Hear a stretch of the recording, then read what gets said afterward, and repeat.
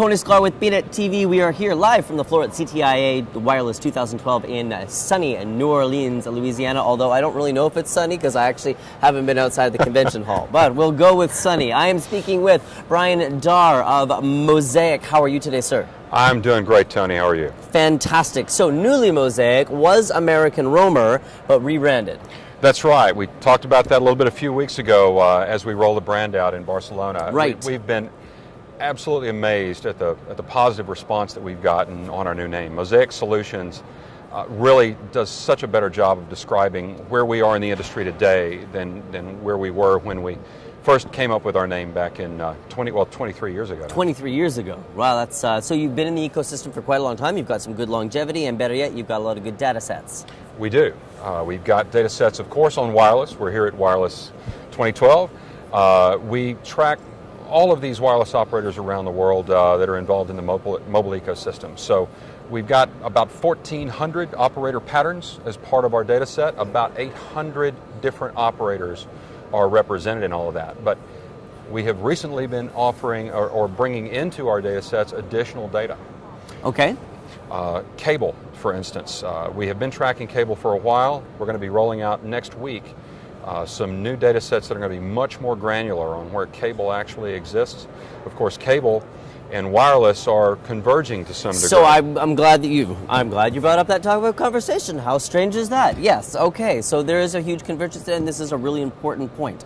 You have cable operators getting into the wireless business. You have telephone operators getting into the cable business, and they're all trying to figure out how it's going to work. And you've got, cable operators have a lot of infrastructure in the ground. They do, and they've got a lot of money expended in CapEx that they're just not going to get rid of, but they have a losing model. That's right, but you've also got a significant issue within the wireless industry of the spectrum crunch. Absolutely. Okay, and people want to offload off their networks. It's a natural marriage for those guys for sure, because the cable already has the subscriber level, plus they've got the infrastructure.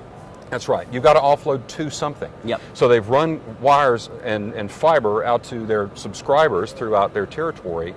Well, if you need to offload, what better opportunity than to use that and the other parts of the telecom ecosystem, sure, as well as that backbone to get that data transferred from point A to point B. Okay, so is that something that you've concentrated on now for a little while here, is making sure that those data sets are available for those teams, if you will, to be able to analyze? Because really it's something that we're going to see some explosive innovation in. We offer our data sets in a number of different ways. Within solutions, actually packaged solutions that we custom put together for our clients. But in addition to that, we have our map elements, which you and I have talked about before. We've been pushing more and more data into that. We just launched some new features for it that includes all the new census data. So as you look at a market, you can tell not only who's in it from the wireless operators, from the cable operators, landline. We've also rolled in television stations, as there's been so much interest in that spectrum perhaps being partially recaptured to alleviate part of the spectrum crunch. Right. And you've got to be able to see all of it at once, and these are data sets that people historically haven't been used to trying to look at. No, not at all. There wouldn't have been a thought, but there's a lot of rural TV stations in rural America that, have a lot of infrastructure that's just not being utilized. Or not being utilized in the best capacity either. Yeah, there's thousands of television stations. When you take in the low power and the translator stations, it's an enormous number, much more than most people realize. And they're using spectrum, but they're not using all the spectrum. Right. And where is it available is a big question. Okay, so where have you seen, outside of that particular points of data, where else are you seeing that there's been a lot of focus on for data sets that you cover? Well, I think there's a pretty significant interest in small cells. Okay. We've had a lot of questions about that here at this show. We do incorporate Wi-Fi hotspots into the solutions that we offer to customers, but very often it's based upon whatever they've aggregated through their contracts. Sure. Not all many Wi-Fi hotspots, are free, but not all of them are free. Right. Starbucks or McDonald's wants you to come in and buy a cup of coffee and sit down and use their internet connection.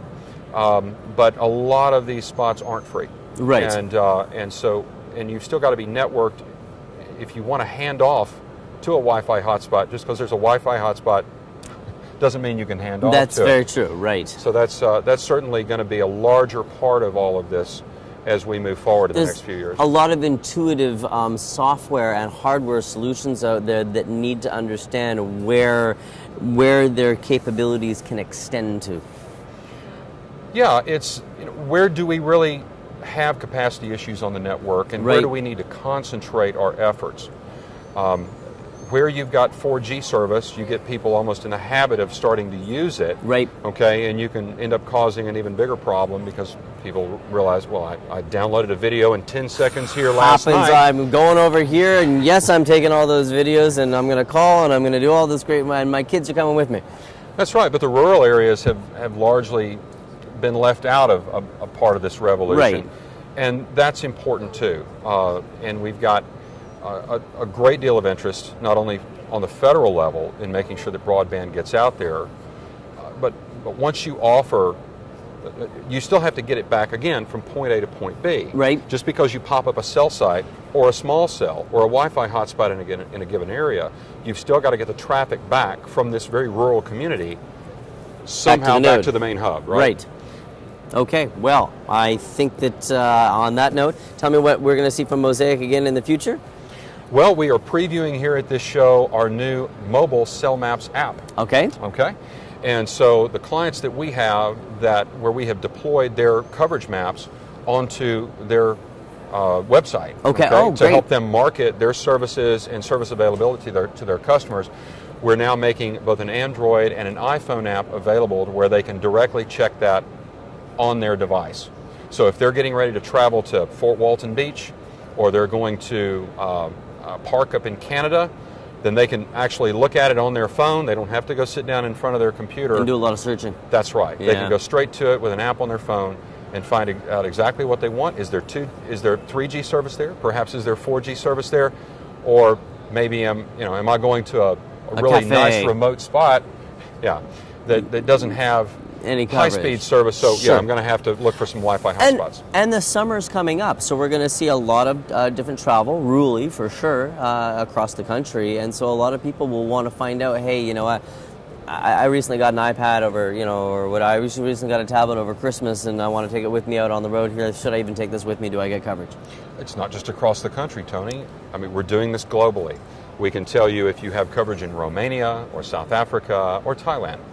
And that's the point, is that we've become more and more a global community. Right. As travel has become more accessible to more people around the globe, and as we've seen the standard of livings rise, maybe not in the last couple of years, but overall over the last several decades. Maybe not in America, but definitely in a lot of other countries, for no sure. Question, yeah, no question. That have moved from emerging territories into different climates. But over the last several decades, we've seen an increase in wealth around the world overall. And you know what? Communications, mobile communications specifically, has played a very large role in making that happen. A huge role, a massive role, and will continue to as well. Yeah, so we're very pleased to be a part of that and to help our clients communicate to their subscribers and potential subscribers where they can use their service. Well, Brian, you are very well positioned in the marketplace as a whole internationally. Congratulations again on a very successful portion of the show here for you, and I hope we get a chance for an update again in the future. Thank you, Tony. Thank you. I appreciate it. Thank you very much, sir. We've been speaking with Brian Darr of Mosaic here at the CTIA Wireless 2012 show in New Orleans. I am Tony Sklar with BNet TV.